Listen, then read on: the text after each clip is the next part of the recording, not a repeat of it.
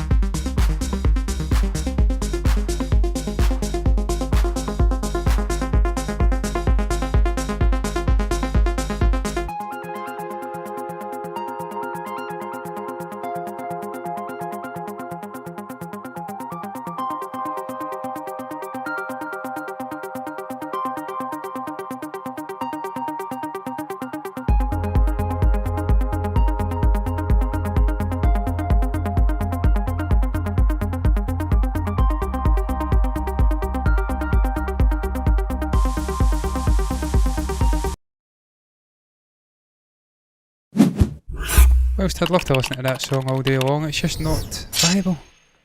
Times. Ram Kaleo. Fucking clap. Well, hello and welcome to this Tuesday's movie news. I am Jonathan, slightly losing my marbles. Tonight I'd forgot what day it was for a moment there before I came in and done this intro. But I know that it's Tuesday now, and this is Tuesday's movie news. And as you can see, I am plopped right in the middle of the corner, sort of part of this little studio that we've got going on here. And that's because we're just fresh off of reacting to Spider-Man No Way Home, the very first teaser trailer, which Sony has finally gifted us, which is currently sitting at about fucking 10 views, so that's not a good start. But that's par for the course when you are Scottish, reside in the United Kingdom, and have to wait 7-8 hours, and actually fact more, fucking 10, 12, 13 hours until you can do your reaction. It's not our jobs, it's some others' jobs, and those fuckers are getting the views. But look, needless to say, that aside, get the bitterness out of the way first. The topic I'm going to be speaking about, the headline, It's a continuation of that discussion of the trailer, the whole world in his hands there, motion. A continuation of the sort of discussion of this trailer. It is by far the most newsworthy item out there regarding film and Hollywood and anything in general related to entertainment. Heavily saturated with Spider-Man No Way Home. Headlines, theorising, breakdowns, Easter egg hunts. Nothing else is on the agenda today. I have got a couple of other things not related to Spider-Man, but needless to say, this is what I'm speaking about, and I'm going to speak about it. And as you can see here, I've got this little article coming in from Empire, the worst fucking movie news website in the history of humankind. Never orientated quite well enough to fit into our OBS setup. I'm not going to use this. This is just me using it as a foundation to actually speak about this trailer. And I'm going to come back to myself now and actually do that. Hot off the heels of reacting to said trailer, it was worth the wait. It has to be said, it really was worth the wait. Sony have held back and held back. They've taunted and teased the fan base for months now. And I have to say, that's fine for me, because I'm not the kind of person who resides on social media and does the nutting of producers of said movie studio. I'm happy to wait for things. I'm a fairly patient guy, and much like Stephen, who's currently in the comments just now dropping some links, I'd have been quite happy not to even see a fucking trailer for this movie. Such is the magnitude of these storylines, such is the magnitude of this multiverse concept, which was started in WandaVision and Loki, and now is going to impact the likes of No Way Home, Multiverse of Madness. It's a huge story with huge repercussions for this phase and many phases beyond it, this saga, cosmic saga. And with that in mind, I'd have been quite happy not to see any trailer, because I don't want it spoiled. I want to go into that theatre and live everything vicariously. Is that even right? That's not even a right word. Live vicariously, live this sort of childhood wonder vicariously through this Spider-Man movie. You can't get back to your childhood. You can't get back to those days when you run around in superhero costumes. Well, you can do it now, but you'd get strange looks. And so the only time you ever get that sense of childlike wonder is when you get back in the theatres and you watch these movies. I got it in Endgame when Cap grabbed Mjolnir for the first time. I got it a couple of minutes later in the portal scene in that same movie. I got it in Infinity War as well, when Thor comes into Wakanda with a bang and momentarily sort of fucks up Thor. And I'm going to get it when I go to see this movie. I'm absolutely certain. The trailer was fucking incredible, man. I really, really enjoyed it. Lots of little hints there.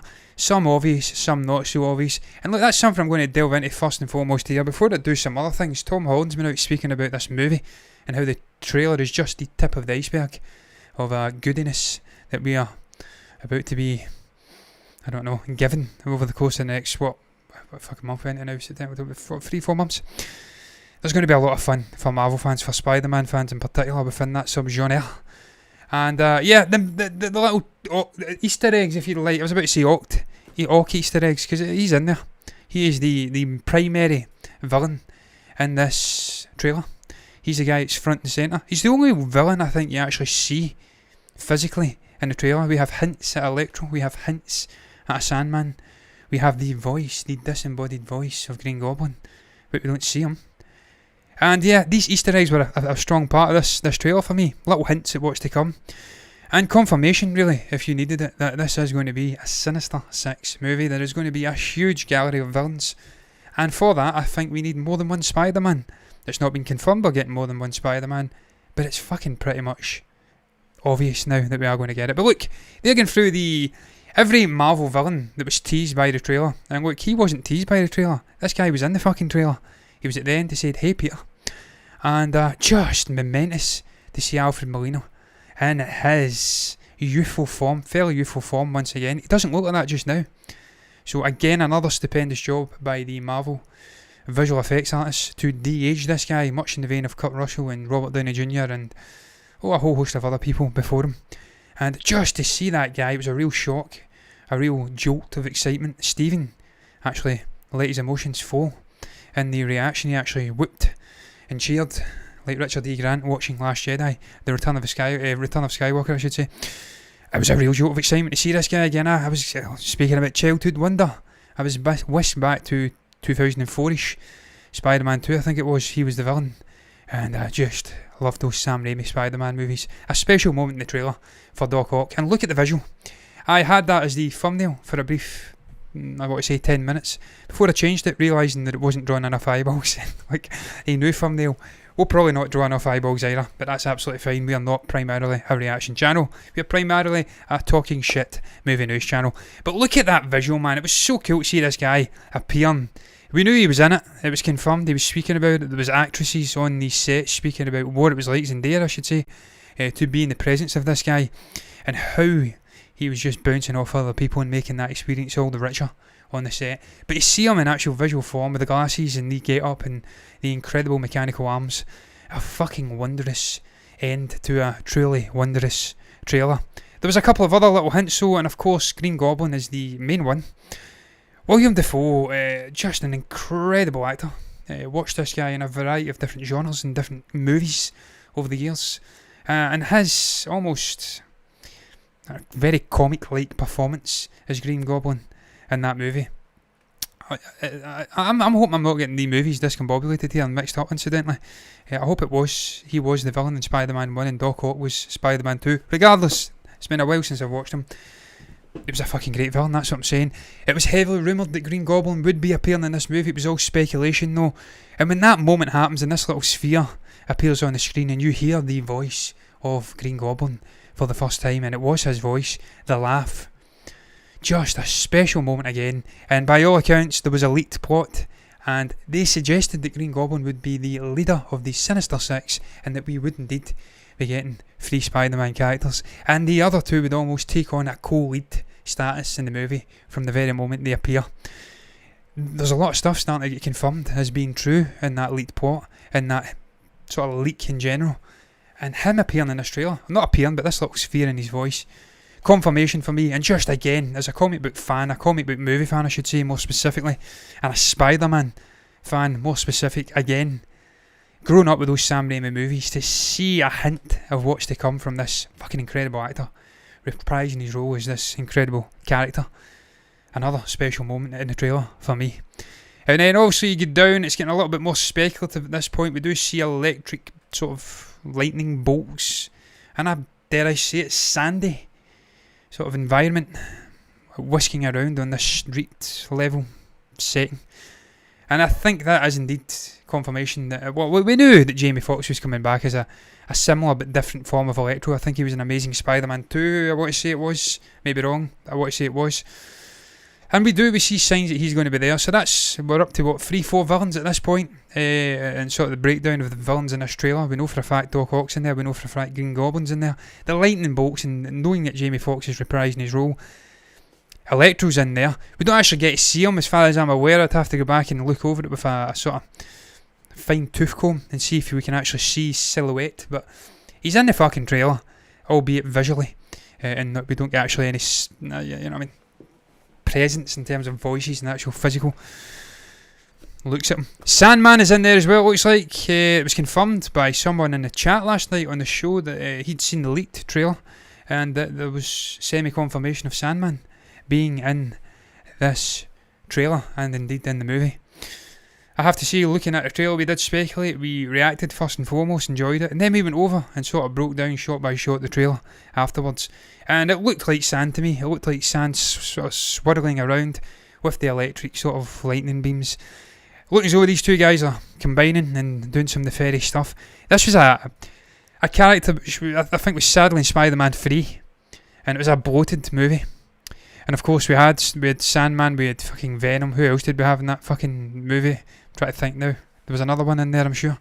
It was a bloated movie, sadly. And it never really got the just desserts, that character that it deserved. That movie was a disappointment. Probably alongside Amazing Spider-Man 2 as the two sole disappointments from Sony in terms of making Spider-Man movies. So I would really hope that it's true that he is in this movie. We're getting him in a Sinister Six movie, and it's Kevin Feige's co-producing fingertips that are all over it. And we're going to see something special happening with this character, because he's a fucking great character, and he's a great visual character as well to bring to life in these kind of movies. Now this one is the only one that I'm scratching my head at, and I'm thinking to myself, are you clutching at fucking straws here? The Lizard. I've just watched the actual trailer, I want to say 40 minutes ago. Put it out within the last 20 minutes, and now I'm talking about the actual trailer on this show, and I can't for the life of me think of a fucking lizard appearing in the trailer. I'm actually going to read what they're saying here. Includes a quick tease of a lizard's return. The moment comes around the 2-minute 26 mark of the footage. A big figure approaches Peter. Although the scene is is darkly lit, the general shape of the figure and the working in the shadows lines up with Lizard. Rhys Ifans played Court Connors in The Amazing Spider-Man. Well, it would make sense if you bring back Garfield, of course, and there's talk of bringing back Emma Stone as well as Gwen Stacy. To bring back some of the villains from that movie as well, it would make sense if you get Electro coming in. So I suppose it would make sense, yes, and that would be one of the spots filled up. From the top of my head just now, I think we've got Electro, we've got Sandman, we've got Doc Ock, we have got potentially this lizard geezer, Vulture. That leaves one spot. I'm presuming Vulture's in this movie, incidentally. He's working in the shadows and he's appearing in Morbius. That would leave one spot. Could that spot be a Venom? Could it be a Morbius? Could we be seeing the blurring of the lines between Sony's Spider-Man universe and the Marvel Cinematic Universe? I sincerely hope we do. My preference would actually be Venom. I wouldn't want to see Morbius because he's just not a character I think that's pertinent to this specific fucking Spider-Man story. Venom feels like a character that would be great as a villain in a Sinister Six movie. Morbius feels like a character who would be pertinent to a Blade villain, which is yet to come. But look, man, it was an interesting breakdown of the actual... And there's more. There's fucking more, incidentally. Matt Murdock, I'll be getting on to Matt Murdock shortly as well. It was a great trailer. It's gave me lots of discussion points for this show, and I thoroughly enjoyed it. It was 3 minutes long. It felt like fucking 10 minutes. I was just basking in the enjoyment of seeing this movie and its formative stages being revealed to us bit by bit. I'll get into the actual trailer in a little bit more detail after I've discussed this and the next sort of thing with Matt Murdock. But it was really a great trailer, a great experience. Nightmare on Mephisto. I didn't see anything that would suggest Nightmare on Mephisto in there. I think they're speculating here a little bit too far. Saw Mephisto bring back Aunt May back to life and the cost, blah blah blah. No, I don't think Mephisto was in the trailer. I think that is heavily speculating. That's speculating too far. In actual fact, I would go to say too far. You're digging too deep there. Screen Rant, get your fucking shit together. But this little bit here, this is going to be a short one. As you can see there on the top right corner of this shot, we have got Tom Holland's Peter Parker being brought in, arrested, handcuffed to the table, I believe, at the police station.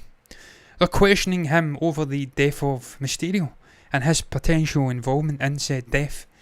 And obviously he proclaims innocence. It was the drones that did it, and I think the copper replies rather sharply with, "Your drones." And we see this figure coming in from the right hand side. He's got a sort of undone tie, he's got a shirt, very relaxed looking figure, and he plops down some legal files or some files onto the table. This got many minds whirring over the potential of it being Matt Murdock. He is a lawyer after all, not just Daredevil. And it's been heavily speculated for a number of months that he could indeed be making an appearance in this movie as Matt Murdock, not as Daredevil, incidentally. Never ever been suggested that Daredevil would appear in this. Always been the case that it could be a lawyer cameo. He could work on freeing Peter Parker from this obviously unjust arrest. He never did kill Mysterio. Mysterio tried to kill him. It was self-defense. We know that. This universe doesn't know that as of yet. Do I think it was Matt Murdock? I find it highly unlikely. And Stephen and me kind of discussed it in my reaction, which you should go and watch, incidentally, because we're doing my best to get some fucking eyeballs on that. So if you come in and you watch this video, maybe after the live stream or during the live stream, and you're actually witnessing me saying it, go over and check my reaction out. We actually break it down, and we know we're shit. And that's not us being big-headed, we do. We know we're shit. But Stephen rightly says he's looking a little bit plump. He's a bit heavy around the midriff, and that's not something you would ever put against Charlie Cox's name. He's a pretty fucking well manicured, chiselled guy. He's got a great physique, and he doesn't have excess fat in the belly region. This guy does. So sadly, at this point, I don't think this is evidence for me anyway. In this trailer, that also Matt Murdock's going to be making an appearance. It's not to suggest he doesn't make an appearance, just that this specific fucking shape, to me anyway, isn't Matt Murdock. I don't know what I've done there, but I'm going to bring this up. This is the last thing I'm going to discuss before I actually get into the trailer and what I thought about it, and the actual structure of it, and why I think that's a very interesting little insight into what I think the movie's going to be like. I think this trailer, as all good trailers should be, is a microcosmic look at the story. where the characters are in specific parts of said trailer. And I personally think this is a linear look at the story in this trailer.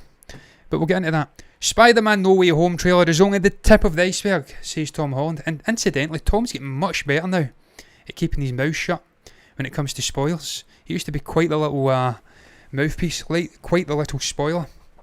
He's very fucking good now. He's keeping his mouth shut. And I think he's kept it under wraps that these two magnificent previous Spider-Man actors are in this movie. And if he has, you've won my fucking respect, Tom. But this is what he's had to say. I've not actually read this, incidentally, so bear with me. Is this it here? It may be. Let's see. I just landed and turned my phone on, and my phone has gone mental. The love and the support you guys have shown for the film is so exciting. I honestly, that is just the tip of the iceberg. You have no idea what else is to come. What I do, Tom, Tobey Maguire and Andrew Garfield. I am so excited to share more with you guys, and it feels so good to be back with Spider-Man, to be showing you trailers, to be having films coming out. This is so exciting. Not only does he have that, but he actually has the Uncharted movie coming out as well, and by all accounts some footage has been shown of that at CinemaCon in Las Vegas last night. So the fucker is, and what I say that in the most dearest and endearing terms, he's not a fucker, but it's just a term of phrase over here. We like to praise people with profanity. We call people cunts and fuckers and stuff like that, and it's a term of endearment, not much like the way you use those words perhaps over in the States. But the little fucker's doing well, and hats off to him. He's a great actor, a great guy, and I wish him nothing but all the success that he can possibly have in his life and in this career. Hopefully a very long one. But man, getting into this trailer, before I move on to a topic that's kinda connecting, because it's all about the universe and having a name now, and it's going to be a shorter one than this one, incidentally. The trailer for me was quite insightful in the sense of what they were doing with the structure in the trailer. At the start you have Peter Parker sharing his times with MJ, I want to say her name is, the Zendaya character. I always forget it. And he's also lying on the roof and he's pondering staying like this forever, sheltered away from prying eyes, from all the troubles and the pressures of his world, which have been brought on him by J. Jonah Jameson. And I thought that was quite intriguing. He goes into school, he's got all the peering eyes, the phones pointed at him, he's getting arrested. He's in a dark place, post Far From Home, post Mysterio, I believe Mysterio, and all this propaganda that's come out from the death of Mysterio. And I think that's something that I've been saying, well, certainly for the last couple of months anyway, that I think this movie, that this is the sort of identikit of the movie's structure and plot that I think it was going to follow. If that makes fucking sense, it probably doesn't. This was the structure I thought the movie would follow. That's what I should have said. He's in a dark place, he's alone, it's only his closest confidants that are sticking by him. The world is split in Spider-Man and Mysterio camps. That's what the first half of the movie I thought was going to be like. It's certainly the first third getting into the first half of the movie. Then I suspected that it would then divulge into a traditional superhero versus villain kind of movie. The Sinister Six come out, they take him on, he's nearly getting the shit kicked out of him. We've seen he had bruises behind the scenes, the actual makeup, it was obviously bruises applied via makeup, it wasn't him, he wasn't getting the shit kicked out of him in real life. And then also he needs the Spider-Man, the two other Spider-Man characters to come out of the multiverse and save his fucking arse, and then they can work in tandem and defeat these guys. That's the way I speculated this movie would go. I don't know why I thought that, but it's certainly the way I speculated it. And in this fucking trailer, it's almost bit by bit exactly how I fucking envisaged it to be. He's in a dark place, he's with his closest confidants, he's getting arrested, you're seeing people booing and jeering at him, and then we see the villains starting to come out, the likes of Electro, Sandman, Green Goblin, Doc Ock at the end. Hi Peter. I don't think he's speaking to him, incidentally, that's something we speculated about. I think that's Tobey Maguire's Peter Parker that he's addressing, not Tom Holland's.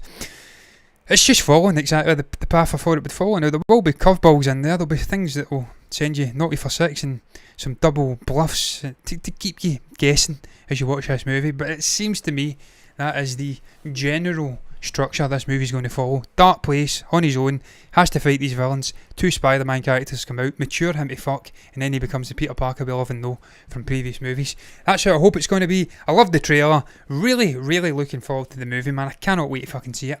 It's probably now neck and neck with June for me as my most anticipated release of this year. I cannot wait to get to December. It's going to be a special month. I can drink all my champagne and my fucking, what do you call it? Here's a coffee that I get from a coffee I get from Starbucks. I can't recall the name of it off the top of my head, but it's a latte, and it's fucking special. It's a festive latte.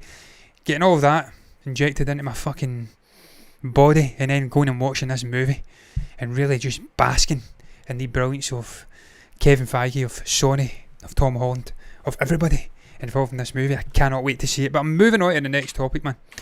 I've done that to the death.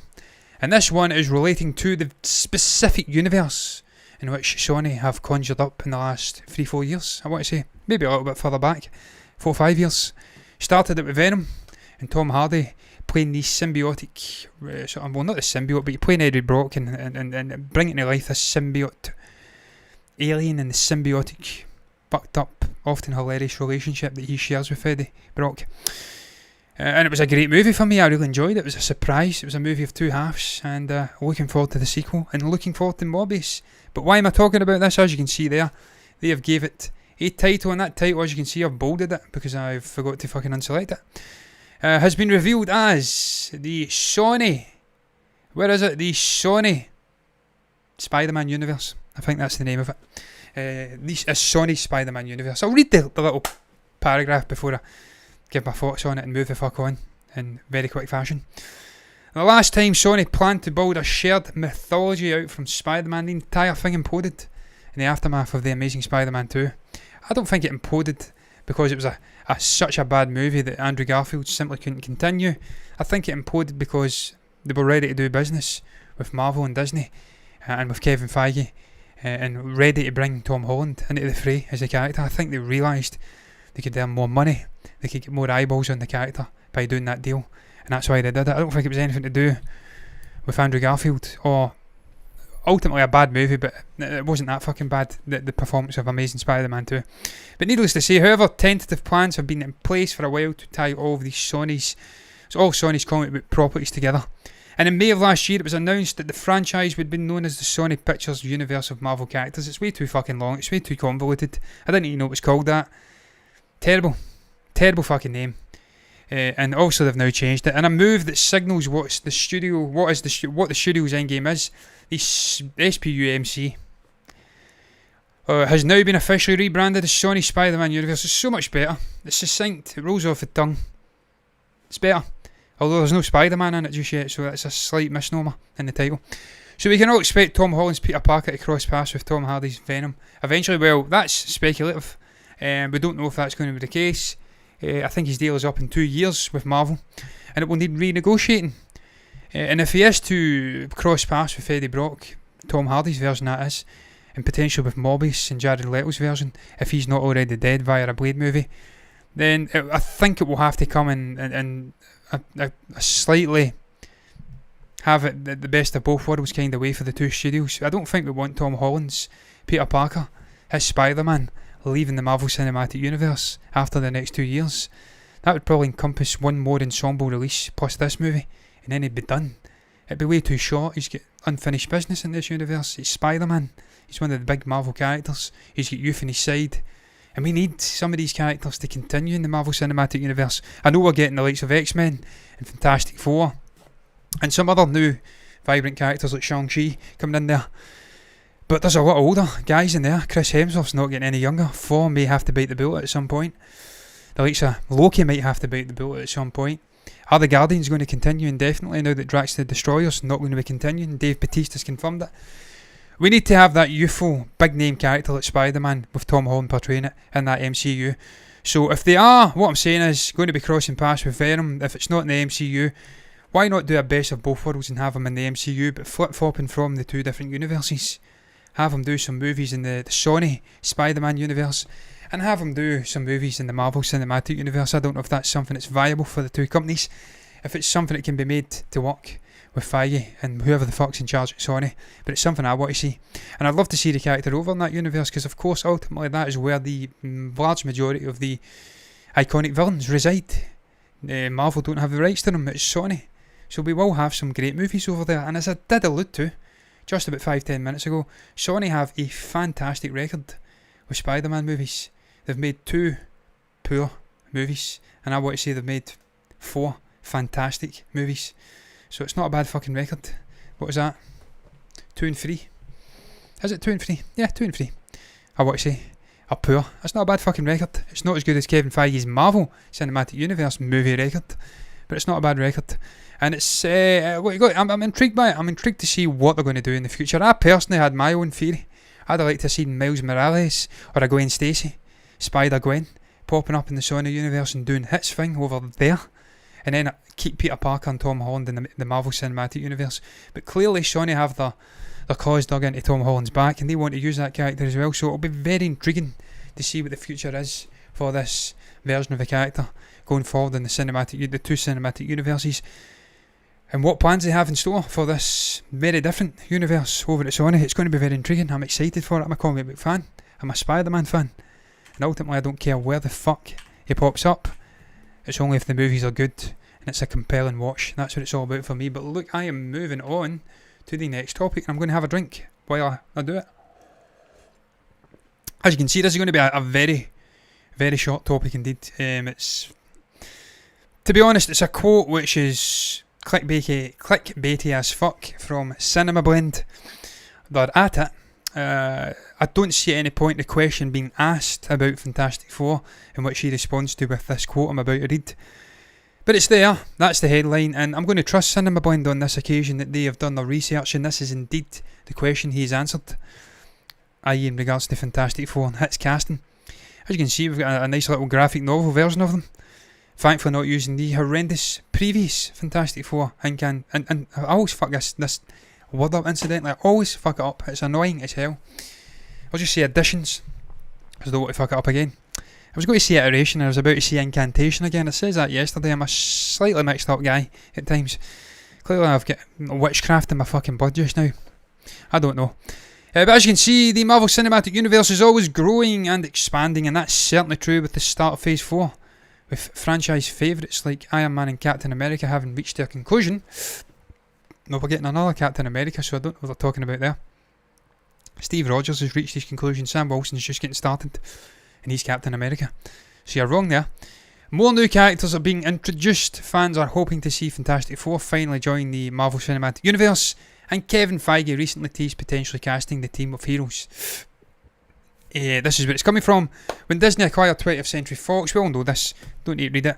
The Cinematic Universe, blah blah blah, fans have debated who could play the latter heroes, and Kevin Feige was recently asked about the process of finding actors for the Human Torch and the Thing. The architect of the MCU shared his thoughts, saying this. Bring this mic up because it's doing my tits in. Keeps falling down. It's the boom arm, not the mic. I think the MCU is a beautiful combination of both established actors and new faces. If you look no further than Simu and Shang-Chi, like Chris Hemsworth, like Tom Hiddleston, like Tom Holland, an actor that hadn't been seen by a tremendous amount of people before. Or you have a Benedict stepping into the Doctor Strange, or Christian Bale stepping into Gore in our 4th film. Looking forward to that. It's always a beautiful combination of both, and it really is about the search for the best actor for the job, whether the actor is known to the world yet or not. So it's all very intriguing. Of course, the fans have been casting John Krasinski and Emily Blunt in the roles, and the sort of leading pair of the Fantastic Four, the wife and husband combo.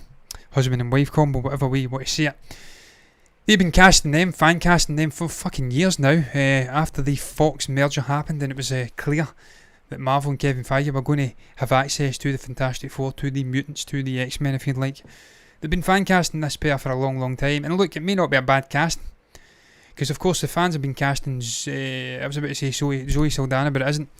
Fan casting, whoever the fuck, I'm blanking on her name for some reason, it doesn't matter, the Ashoka Tano actor, they fan casted her for a long time, and she came in and played Ashoka Tano, and she done a very good fucking job in that brief little cameo in Mandalorian Season 2, and of course we're now getting an Ashoka Tano TV show where she's potentially hunting down Grand Admiral Thrawn. Why am I speaking about that? The fan casting was happening for a long time, and of course we are now having the same thing with Emily Blunt and John Krasinski being linked to Fantastic Four, and it mainly being stemming from the fan base. They know what they're fucking talking about, that's what I'm saying, they know who could work. Will Kevin Feige and the Marvel casting directors pick Emily Blunt and John Krasinski? I think it's unlikely, personally, because they are getting on in years. They're in their 40s, hitting 50 shortly. And it's a bit old to be portraying superheroes for the next 10 years. You need to be looking for young, vibrant 20-somethings, maybe even teenage sort of actors who have got the talent, who have got the presence, and who can fucking pull it off. They're the guys that are going to portray it for the next 10, 15 years, potentially. Like a Tom Holland, already been portraying Spider-Man for 6-7 years. He's only 24. He's got longevity. That's what you're looking for. I don't know who these actors are. I don't know who the fuck he's potentially picking, but he's absolutely bang on when he says that they've got a vibrant mix of old experienced heads and youthful young guys. He uses Simu, he's 32, he's not the youngest person by any means, he's the same age as me, but he's still a fairly young fucking guy. And he uses Tom Holland, and I've already said why that's the perfect example of a youthful guy who's got years left. But you need both. Not all characters can be played by youthful, vibrant actors. Some do need to be wiser, grittier, older. And I'm sure whoever they choose, it will fucking work. Because I can't think, aside from the casting of the Mandarin and Ben Kingsley playing him, I can't think of many poorly cast characters in this cinematic universe. And the main attempt to get it right, you could say Mickey Rourke, was it? Played the villain in Iron Man 2. He was alright. It's alright. So in the main, Feige knows what he's doing. So I'm sure he's casting the net far and wide. I'm sure he'll pick right. And I'm looking forward to it. Looking forward to the Fantastic Four hitting the universe. It's going to be great to see the definitive version, as Joe Russo once informatively said, that we're still going to get the definitive version of this movie coming out. And I think he's fucking right. And I can't think of a better producer to bring it to life. But moving on, man. Keeping on this sort of theme of CinemaCon. CinemaCon. Is that right? CinemaCon. CinemaCon. I fucking lost the plot. I don't know. We had an impromptu, spontaneous, if you'd like, screening of Ghostbusters Afterlife at CinemaCon in Las Vegas last night, and we are getting the first reactions from it. And I'm sure it's the same faces that are always giving us the fucking reactions, the same lucky bastards who get to see these movies early. And I'm going to do my best to go through some of them and share my thoughts on the reactions, whether they're good or bad. Because this is a movie that I've reacted to a couple of times now. A movie that we've covered quite a few times over the last year, 2 years. And it's a movie that I'm looking forward to now that I've watched the trailers. When you've got Paul Rudd in there, that's usually enough. He's a great guy, funny, got a presence. And when you combine that with youthful actors and a passing of the baton, coming of age kind of Ghostbusters movie, I'm hoping it's fucking good. So here we go. Sean O'Connell has said this. Saw Ghostbusters Afterlife at CinemaCon and it's good. It's just good. A solid continuation of the original two movies, nostalgia for the original, and a strong turn by McKenna Grace as Egon's granddaughter. Paul Rudd gets the best lines, fans will dig it. Look, I've said before that there's realistically only been one Ghostbusters movie that's been good. Just good, not even great or excellent good. The second one was an abomination, really, if you're being honest. And the 2016 one we daren't speak about, because it's not even a Ghostbusters movie. Shite. So if this is merely good, then it's equaling, for me, the first Ghostbusters movie. And it's promising they're saying that fans will dig it, because they certainly didn't dig the 2016 one. So if they dig this, that's a good fucking sign. Scott Menzel, Ghostbusters Afterlife is the Ghostbusters sequel that I've been waiting all my life to see. It is nostalgia done right, a perfect blend of classic Ghostbusters moments with a fresh and unique twist for a whole new generation to enjoy. I get goosebumps. Again, very promising, and of course you've got some prominent young faces in there, the likes you always see in these kind of fucking movies over the last 5-6 years. And it looks as though they pulled it off. It looks as though it's a fun, enjoyable popcorn flick, and it's doing what all good quasi-sequels should do, in that it gets the nostalgia blend just fucking right. You don't hit them over the head with it, you don't know, cast a romanticised eye back to what was been. You think about what's going to come, and you pass the baton on successfully. This is probably the second last one I'm going to read. I don't know how many reactions we've got, but I have got another topic to speak about, and I do want to round this show up. The time is getting on, it's fucking boiling in this room. There is 2 lights and a fan, and the fan is not doing nearly enough to even out the 2 lights, because the fan is pointing away, so it doesn't affect the mic. And what that means is I'm sweating like a fucking rapist on speed, so we have to try and round the show up. Lauren Huff, she's on a huff, or is she? We'll find out. Ghostbusters fans are going to be thrilled with Ghostbusters Afterlife, I think. I'm afraid to say much more than that. But there's a lot to love. Easter eggs and nostalgia fill just about every frame. That's concerning, really. I says you don't want to go overboard in nostalgia. If it's filling every frame, that's fucking worrying. But the story still manages to feel fresh and new. Well, that's good. They're getting the blend right then, at least. I think she's been hyperbolic there when she says it fills every frame. I sincerely hope she is. Jason Gurazio. Why the name's all so fucking weird with these critics? Why don't they just have a John Smith or something? Why is it always Gurazio and things like that? Why am I getting a notification from Impulsive? I ain't subbed to fucking Impulsive. I've got no time for Logan Paul. Get that motherfucker off my phone, or my watch in this case. What I read or hear about that cretin. Attention whore. Jason Gurazio, Ghostbusters Afterlife. Wow. Was not expecting how heartfelt it is. It has a very childlike Spielberg vibe to it, and Jason Reitman is extremely loyal to the original. Well, it was his fucking dad that directed the original, so I would hope that he would be extremely loyal. I'm not going to read that one. I'd hope he would be extremely loyal. He has got that connection, that familial connection to his father. And obviously that connection goes deeper than skin deep. Does that even make sense? I don't fucking know. It's so warm I'm actually losing all semblance of conscious reality. I don't know where the fuck I am. It's so warm. It's so fucking warm. But it's a guy that knows the original. He knows the vibes. He knows the just the right amount of nostalgia injected into this movie. And ultimately, I think he's got the balance right. I've seen it from the trailers. The trailers, the vibe of it just makes me feel like it's a good movie. Just a good movie. I'm not saying it's an excellent movie. And it's nice to see this impromptu screening sort of manifesting these reactions that are saying just that it is a good movie. The fans will dig it. And we need a good. Can't even fucking speak. A good Ghostbusters movie. It's been a long time. I want to say it's about 40 fucking years since we've had a good Ghostbusters movie, so long overdue. Hello, Mike, incidentally. Hello. Welcome in. Are you laughing at that fucking Logan Paul remark? He's a fucking absolute prick of a man. But not as much as his brother. His brother is even worse. Jake he's fucking something wrong with him, that guy. I think he's a sociopath, to be honest with you. I've never seen the boy smile. I'm going to call him a boy because he's 22, so he's much younger than me. 24, much younger than me. Fuck off, you little bitch. I hope he gets knocked out. He's fighting this weekend. I hope he gets knocked out and gets a harsh lesson in life that you can't bump your gums to everybody and expect to get away with it. Someday you're going to get slapped. It is hot everywhere, man. It is 20. I don't know what the temperature is. I'll tell you just now. We'll go off into boring temperature talk because I love talking about the weather. I'm fucking obsessed with it. It's 18 degrees Celsius here just now, and it's 21 minutes past 11 at night. I will do my best to change that to Fahrenheit because I know you're from America. It is 64 degrees at 11 o'clock at night, and it feels about 30 fucking degrees in Celsius in this room. The critic's name, yeah, I mean, what the fuck? What is it with these guys? I think they changed their name. I think it's a show name. Much like you have an actor changing his name because he's embarrassed with it, you'll have these fuckers changing their name. Bring it back up. Germaine Lucia. Let's go up. Jason Gurazio. Come on, fuck. Doesn't even look Mexican, man. This motherfucker looks like he's from the Midwest. You've got Lauren Huff. That's alright. And then you've got Scott Menzel. That's alright as well, to be fair. And Sean O'Connell. That's just a fucking Irish guy. Humidity is unbelievably fucking humid in the United Kingdom. We are right on the Atlantic Ocean, as I'm sure you're aware, if you've got even any knowledge of geography.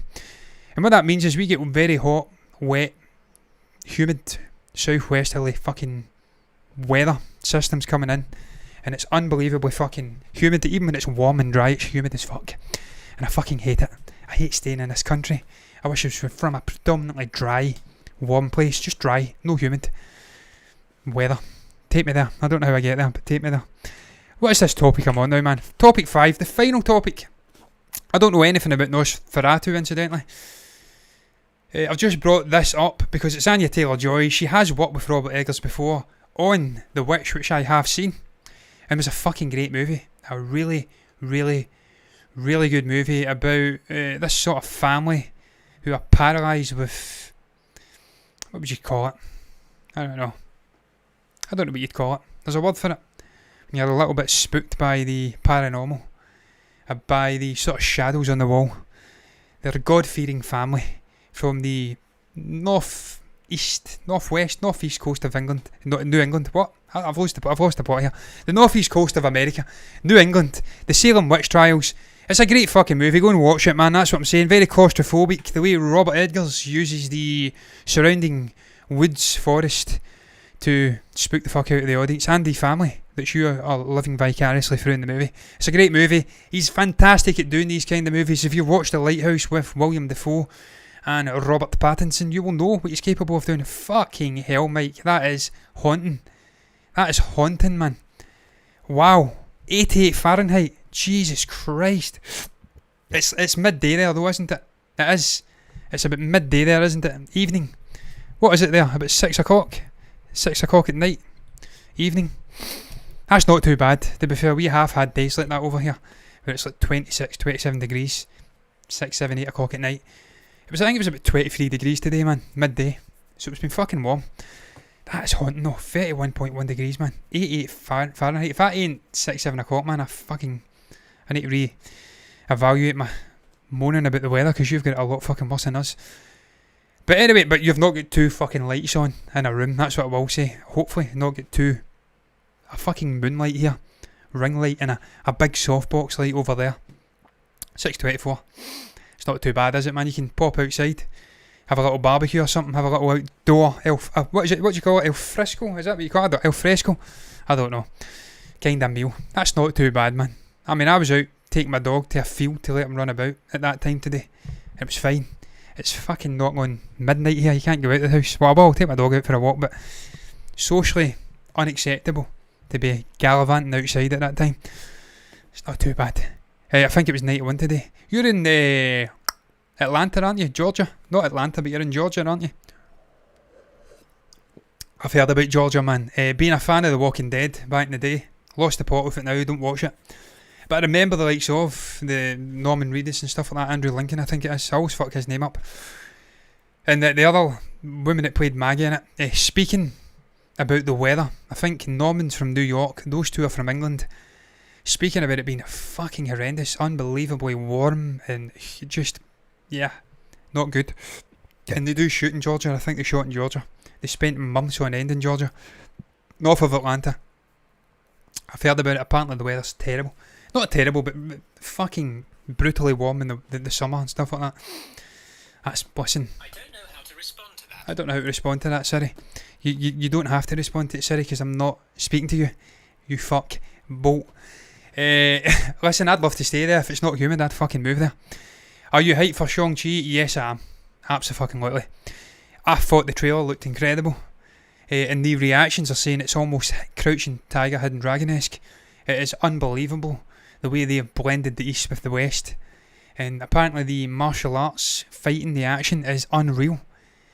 People are literally wetting themselves over how good this movie is. And I think Simu Liu looked unbelievable. The moment he stepped onto the stage in Hall H to be announced as the next Shang-Chi. I cannot wait to fucking see it, man. I love East Asian movies. I love the likes of Crouching Tiger, Hidden Dragon, Ip Man, movies like that. I love those kind of movies. I love the martial arts stuff. Big fan of Bruce Lee. Through Stephen, who grew up loving Bruce Lee. So I'm excited for it, man. I'm excited to see this subgenre coming into the Marvel Cinematic Universe. Cannot wait to fucking see it. And I hope he gets it up. Bob Chapek, who was misquoted incidentally when he says it was an experiment. But I just hope this movie makes lots of money, because it's in the theatres and it's only in the theatres. And hopefully this will re-evaluate the minds of Disney to get the fuck away from this strategy of releasing these big movies on a streaming service the same day they're in theatres, because it's a bad idea. Bad idea. Don't do it.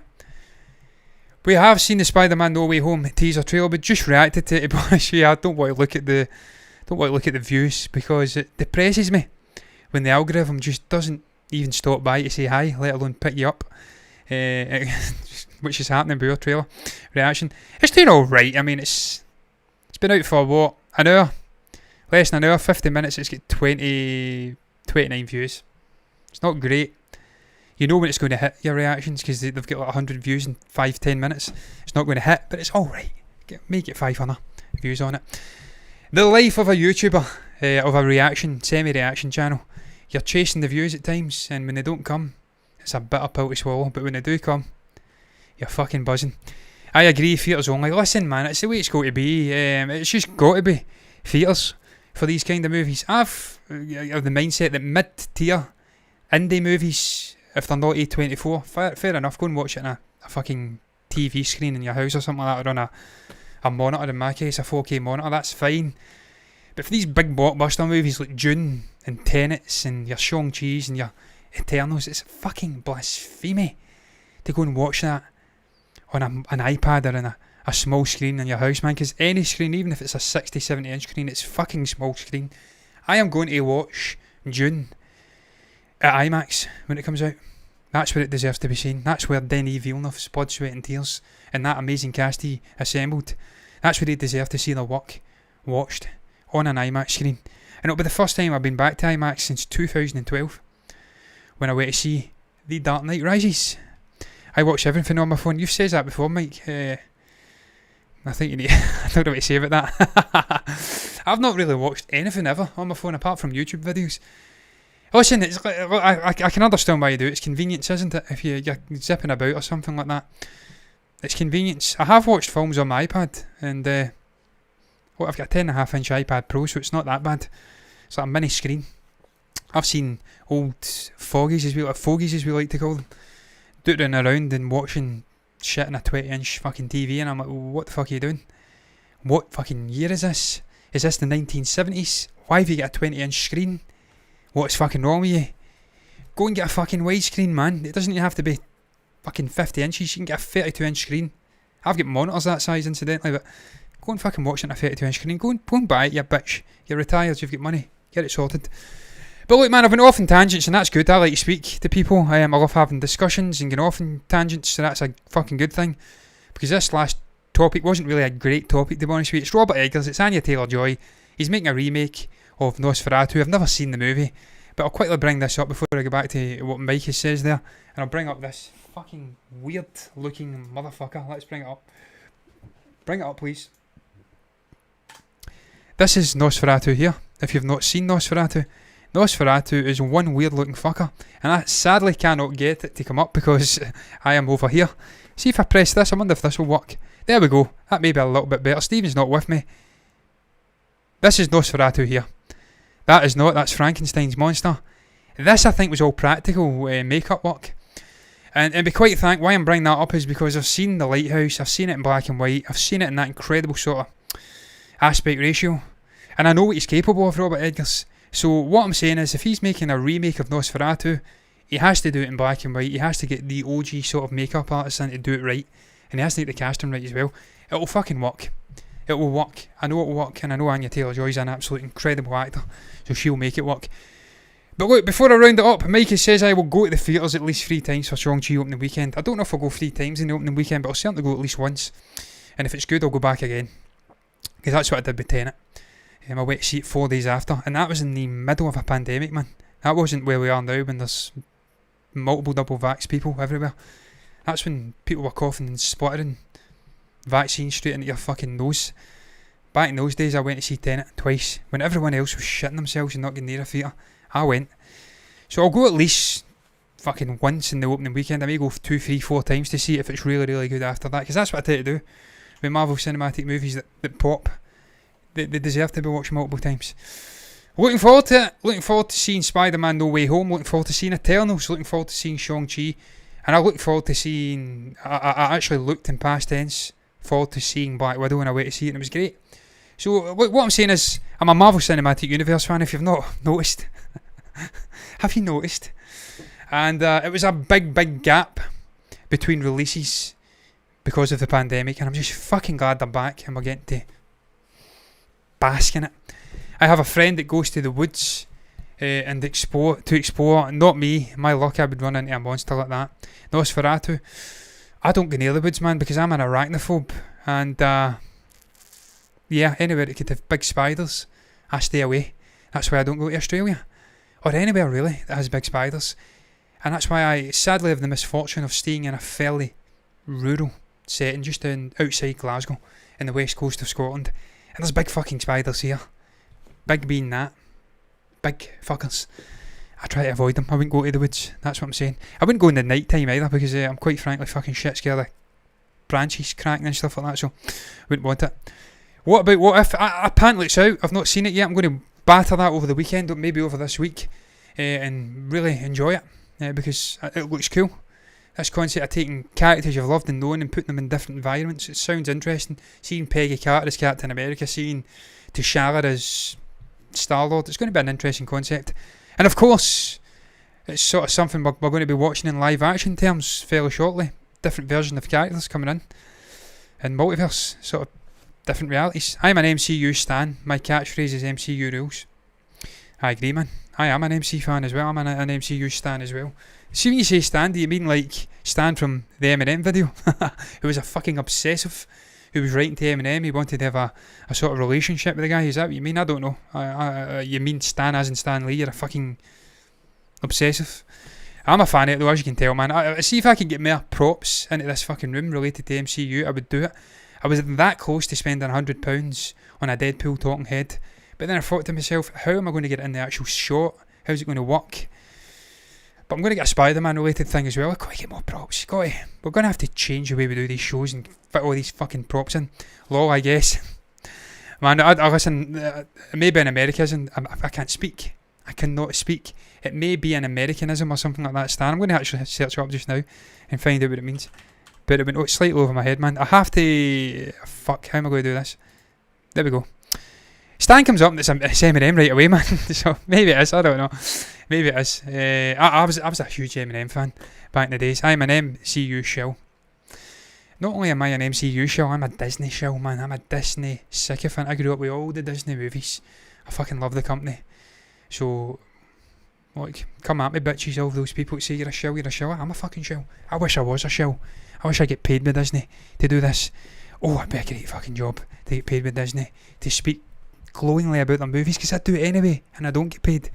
But look, man, sweating like a fucking rapist on speed here in an incredibly warm room. I'm going to stretch out and show off my biceps, which are non-existent because of this baggy ass t-shirt, but I do have slight biceps. I do weight training. I'm not a scrawny, skinny little bitch as I perhaps look because of this incredibly baggy 90s kind of t-shirt I wear. I'm going to get out and walk my dog, and I'm going to do weight training, and I'm going to sit and depressingly look at the fucking views not getting up on my No Way Home reaction, and then go over and look at Real Rejects just casually making their way to 2 million views. Bastards. Oh my god, I love them. But look, man, it's going to round the show up. What is your thoughts on No Way Home? What did you make about that trailer that dropped last night via CinemaCon in Las Vegas? What did you make about it? Are you excited about the movie? Are you excited about the arrival of Green Goblin, Doc Ock, looking like Electro, looking like Sandman, looking like every villain that could potentially pop up is going to pop up in this movie? If you're looking forward to it, man, comment down below and share your thoughts down there. That's the place for it. What do you make about Sony changing their universe from that god-awful name to the Sony Spider-Man universe? And the potential to have Tom Holland coming into that universe at some point. It looks as though they are laying the foundations for that to happen. What do you make about Kevin Feige talking about casting of Fantastic Four? Is it coming at any point soon? And finally, Robert Eggers remaking Nosferatu with Anya Taylor-Joy. If you've got anything to say at all, you can comment down below. Put your thoughts down there in the comment section. You can also like the video if you've enjoyed it, subscribe to the channel on YouTube, and hit the follow button over on Twitch if you want to see more content like this. I don't know why I did that. Twitch ain't over there. It's everywhere. But it's over there. YouTube's here, Twitch is there. Until then, though, I'm done. I'm done. Bye, Mike. Thank you very much for coming in, man. I appreciate it. Always nice to speak to a human being while doing live streaming. That's the kind of guy I am. I like to speak. I like to talk to people. And more, I'm realising that is a rare trait. Some people don't like speaking to other human beings. They don't like speaking. They're fucking weirdos. I am an extrovert, and I'm fucking proud of it. Bye, guys. You can't be an introvert and do YouTube.